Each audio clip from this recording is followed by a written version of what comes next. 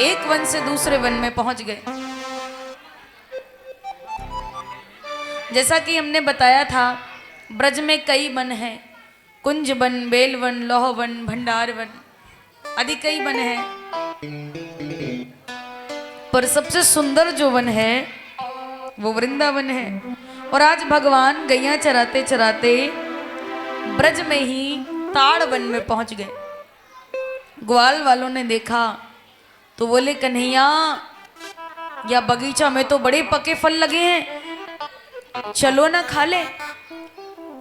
तो श्री दामा ने कहा, तुम्हें नहीं मालूम, इस बगीचे में धेनुकासुर नाम का असुर रहता है, जो गधे के रूप में रहता है, और जो भी बगीचे के फलों को खाएगा धेनुकासुर उसे नहीं छोड़ेगा, मार ही डालेगा।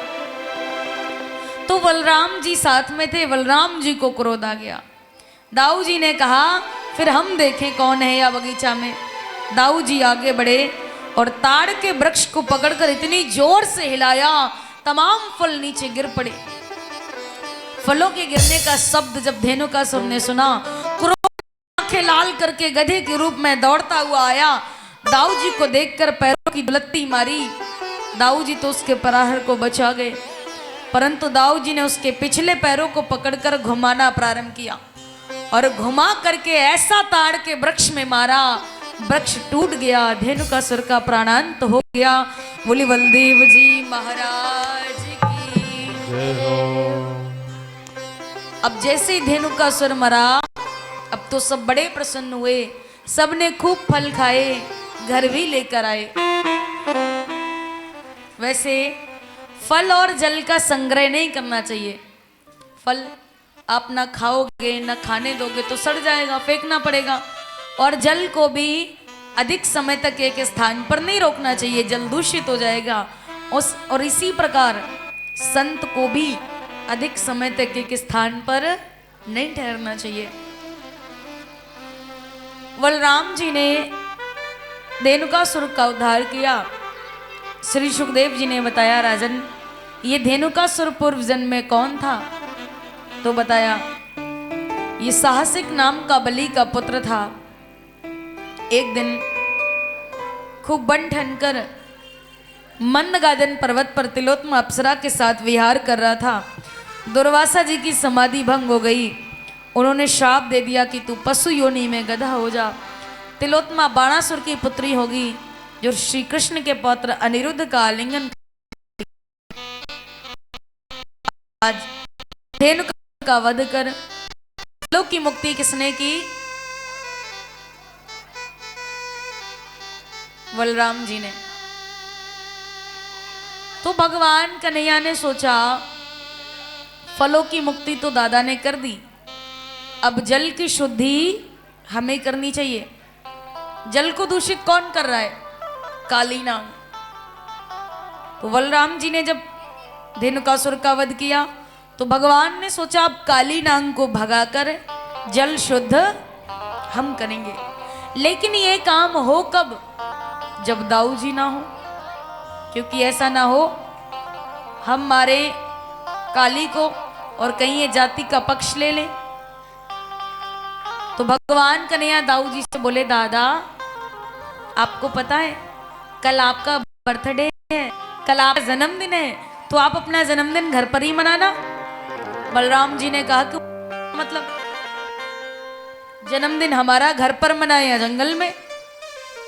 तो भगवान कन्हैया चुप हो गए। अब जब शाम को ग्वाल वाल गैया चरा के लौटे तो आज भगवान सबसे 2 कदम आगे जा रहे हैं, ग्वाल वालों के साथ नहीं है, आगे आगे जा रहे हैं। और जैसे ही घर में पहुंचे, आंगन से ही मैया को आवाज लगाई, मैया मैया मैया। मैया एकदम से आई, क्या हुआ कन्हैया, क्या बात है, क्यों चिल्ला रहे हो?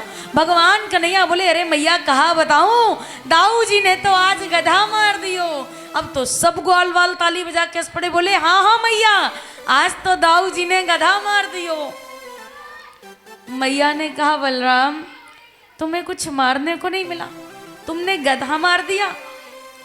बलराम जी को क्रोध आ गया, बोले कन्हैया तुमने हमारी सबके सामने बेइज्जती की है, अरे तुम जो बड़े बड़े राक्षसों को मारते हो हमने तो कभी नहीं कहा, और आज हमने एक गधा मार दिया तो तुमने मैया से आकर कह दिया कल से हम तुम्हारे साथ नहीं जाएंगे। कहा कल से तुम्हारी पार्टी अलग और हमारी पार्टी अलग। अब वो तो यही चाहते थे हमारे साथ ना जाए। और अगले दिन तो जब भगवान कन्हैया ग्वाल वालों से मीटिंग कर लेते हैं कि कल कहाँ जाओगे, तो बोले चलो कल यमुना के तट पर चलेंगे। और श्रीदामा से कहा श्रीदामा तू अपनी गेंद लेकर चलना, वहीं चलकर गेंद का खेल खेलेंगे, वहीं गैया चराएंगे। कहा ठीक है। अगले दिन भगवान अकेले ही ग्वाल वालों के साथ चलते हैं काली दह के तट के लिए। और कैसे जा रहे हैं प्रभु,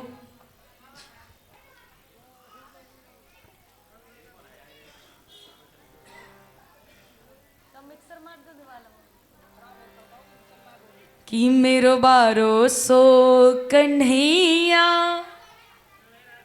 मेरो छोटो सो कन्हैया, काली दह पर खेलन आयो री। हाँ गाओ। काली दह पर खेलन आयो री। ये अब तो मक्खियाँ सी मिनमिना रही हैं, अब नहीं गाया जाए। और जब झूठे गीत गाए कतई झूठे, तो देखो एक ही स्वर मिल जाए, सोने को गड़ुआ गंगा जल पानी मैया हम आए रही लेके हैं, और बिल्कुल झूठे गीत गा रही हैं। अच्छा सोने का लोटा है इनके पास नहीं, और क्या कहती हैं, सोने को गड़ुआ गंगा जल पानी मैया गंगा जल, और है क्या स्टील की लुटिया और जाई हैंडपंप को पानी। वो कतई झूठ बोलती हैं, वो खूब गाए और ये नहीं गाएंगे। गाओ सभी लोग। कि मेरो बारो सो कन्हैया, मेरो छोटो सो कन्हैया, काली दह पर खेलन आयो री। मेरो बारो सो कन्हैया, काली दह पर आयो री। मेरो बारो सो कन्हैया, दह पर खेलन आयो री। मेरो बारो सो कन्हैया, मेरो बारो सो कन्हैया, मेरो प्यारो सो कन्हैया, मेरो बारो सो कन्हैया, मेरो प्यारो सो कन्हैया। काली दह पर खेलन आयो री। मेरो बारो सो कन्हैया, काली दह पर खेलन आयो री। मेरो बारो सो कन्हैया।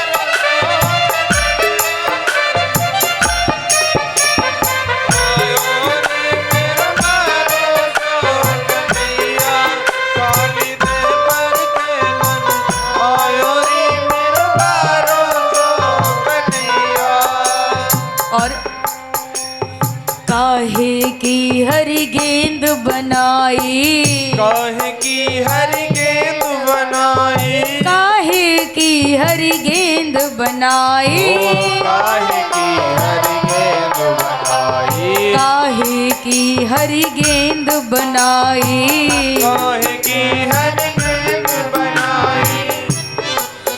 काहे को काहे को बल्ला लायो री। मेरो बारो सो कन्हैया, काहे को बल्ला लायो री। मेरो बारो सो कन्हैया, काली दह पर खेलन आयो रे। मेरो बारो सो कन्हैया, बारो सो कन्हैया, मेरो प्यारो सो कन्हैया, बारो सो कन्हैया।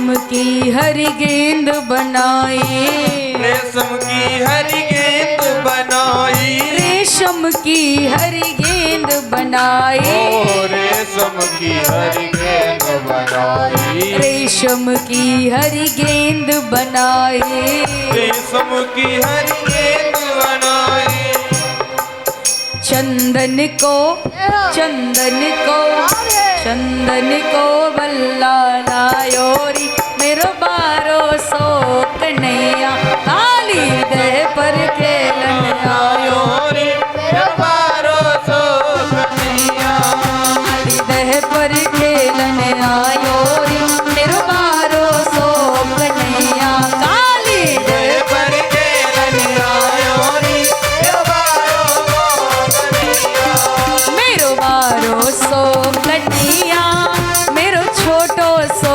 कन्हैया, मेरो बारो सो कन्हैया, मेरो छोटो सो कन्हैया, काली काली काली पर खेलन आयो रे मेरो बारो सो कन्हैया, काली पर खेलन आयो रे मेरो बारो सो कन्हैया, मेरो छोटो सो कन्हैया, मेरो प्यारो सो कन्हैया, मेरो बारो सो कन्हैया, मेरो छोटो सो कन्हैया, मेरो प्यारो सो कन्हैया।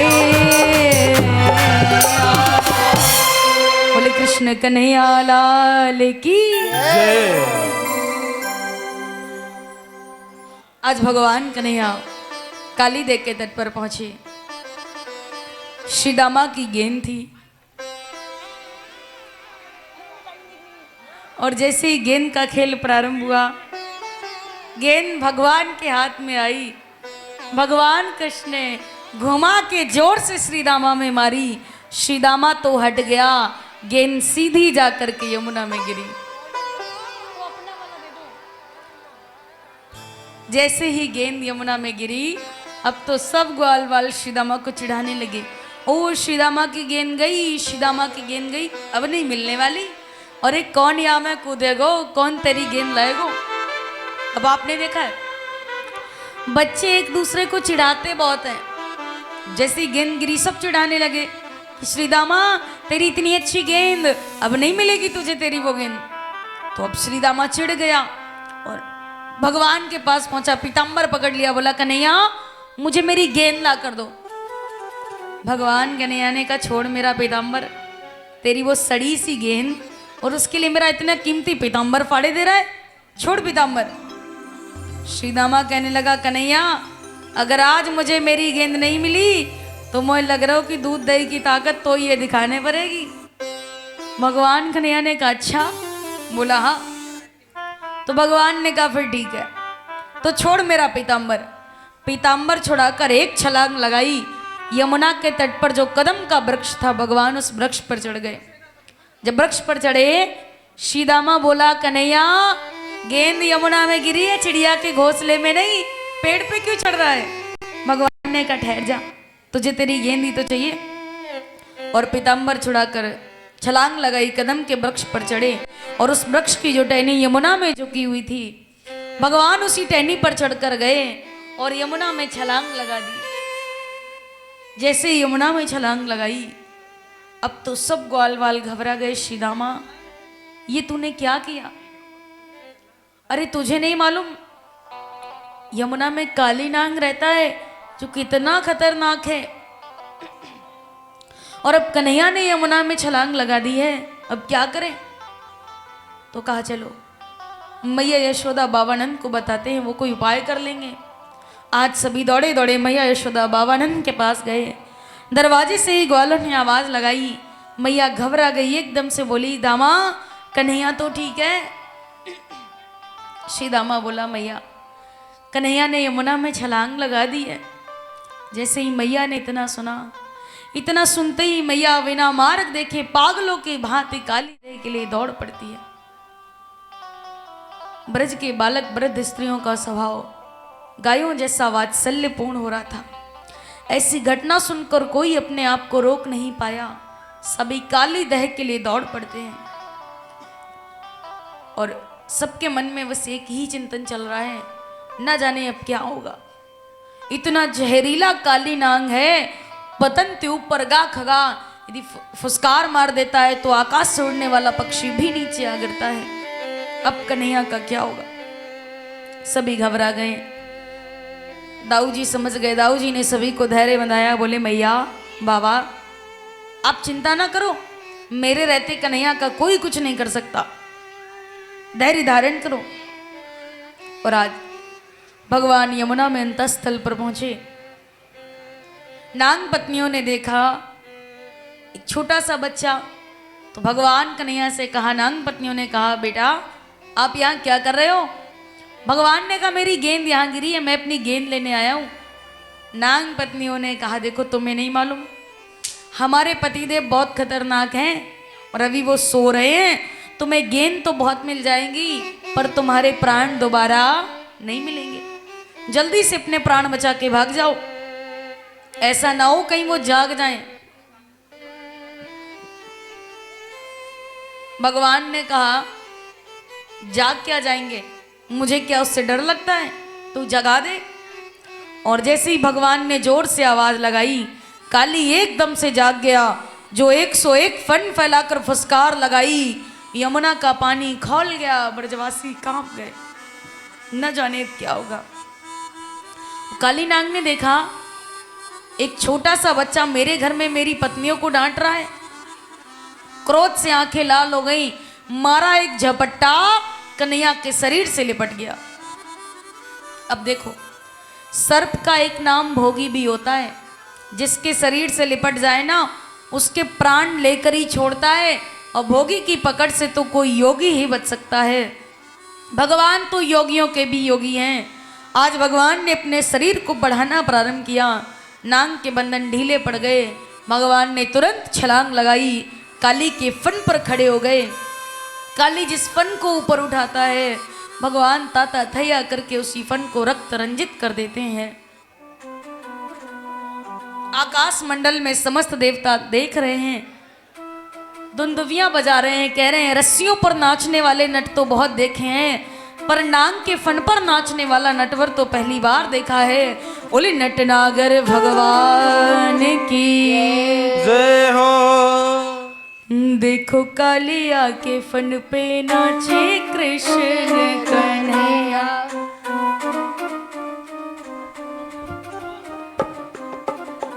ताता थैया नाचे कृष्ण कन्हैया, ताता थैया नाचे।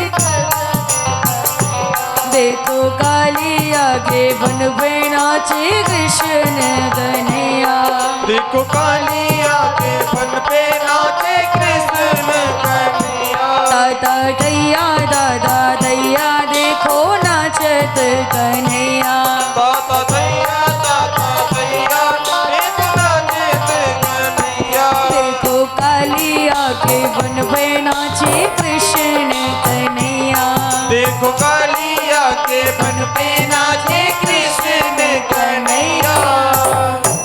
आज भगवान काली के फन पर नृत्य कर रहे हैं।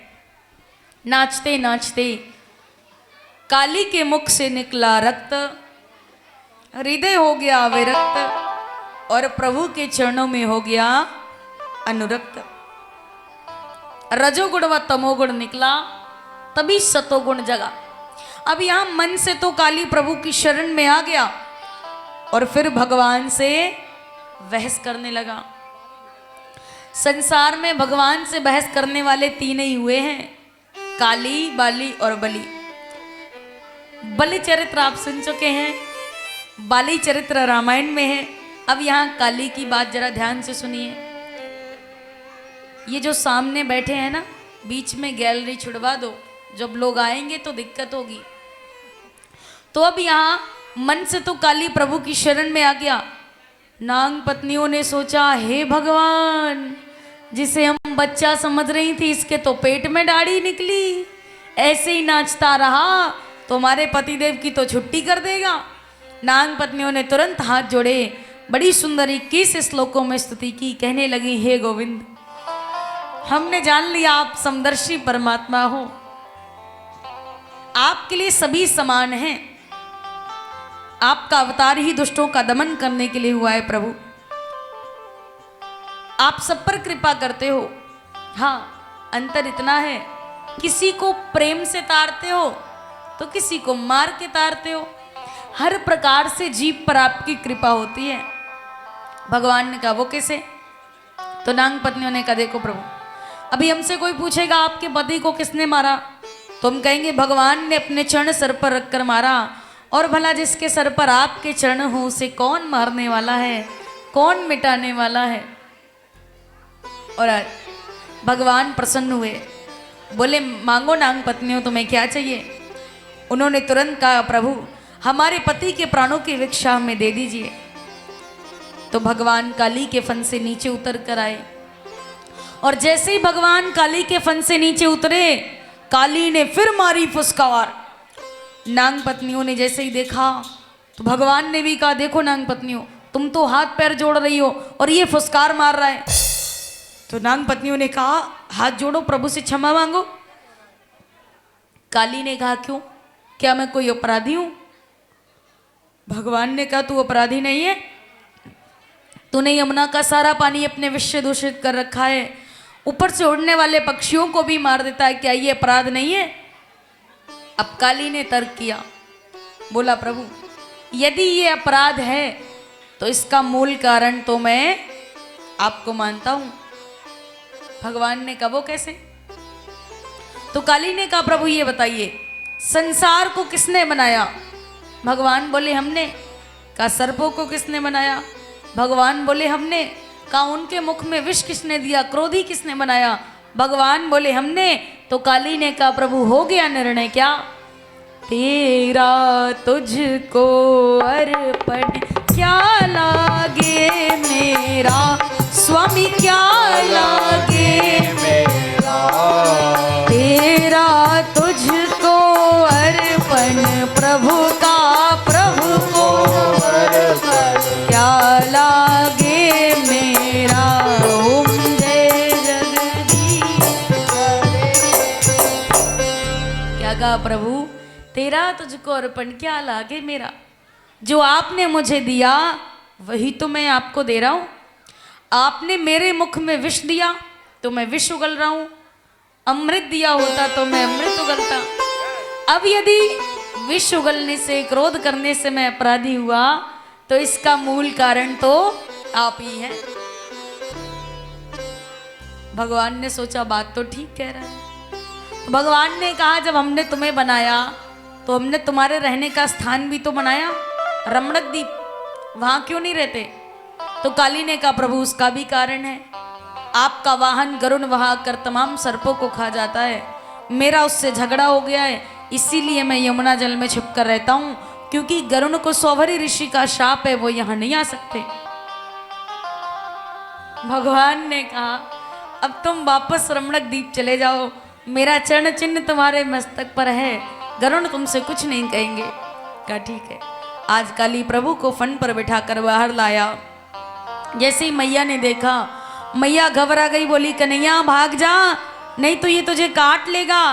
भगवान कन्हैया बोले मैया अब ये किसी से कुछ नहीं कहेगा, अब तो ये मेरा भक्त बन गया है। और आज भगवान बाहर आए, काली प्रभु को प्रणाम करके चला जाता है।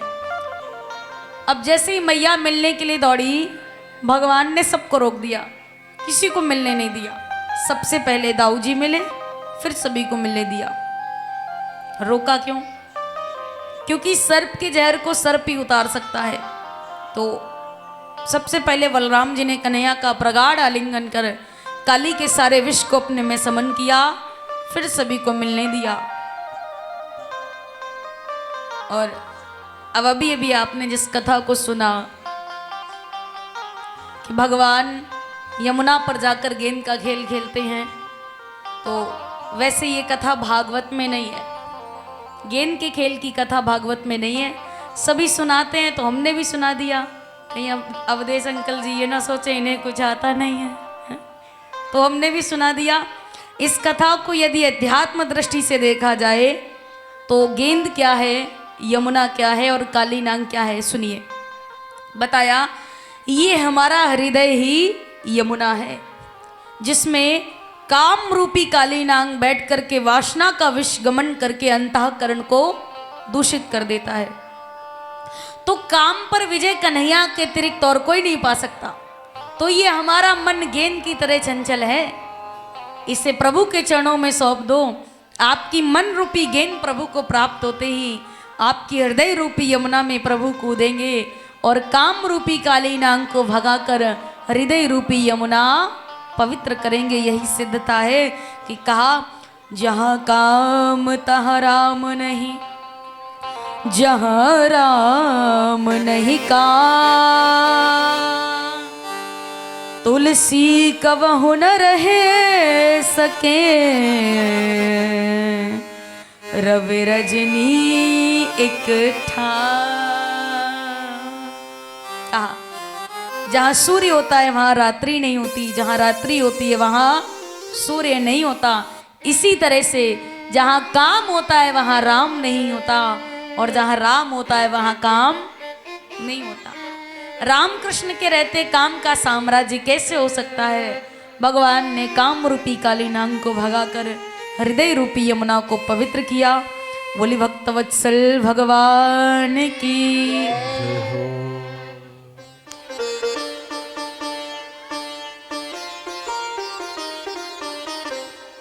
बताया ये जो काली नाग था पूर्व जन्म में कौन था? बताया वेदशिरा नाम के ऋषि विंध्याचल पर्वत पर तप कर रहे थे। वहीं अश्वशिरा नाम के ऋषि आ गए। तो अश्वशिरा को देखकर वेदशिरा ने कहा कि तुम हमारे आश्रम पर तप मत करो। तो अश्वशिरा ने कहा ये तो भगवान की भूमि है, तुम व्यर्थ ही सर्प के समान फुसकारते हो, हम शाप देते हैं तुम सर्प हो जाओ। वेदशिरा ने कहा तुम्हारा स्वभाव तो बड़ा दूषित है, जरा सी बात में इतना कठोर शाप दे दिया। कौए की तरह अपना मनोरथ पूर्ण करना चाहते हो, हम शाप देते हैं तुम कौआ हो जाओ। दोनों ऋषियों को आपस में लड़ते देख भगवान विष्णु प्रकट हुए। दोनों को धैर्य बंधाया कि आपके सर्प होने पर मेरा चरण चिन्ह आपके मस्तक पर होगा और आपके कौआ होने पर वैकालिक ज्ञान रहेगा। बोली भक्तवत्सल भगवान की।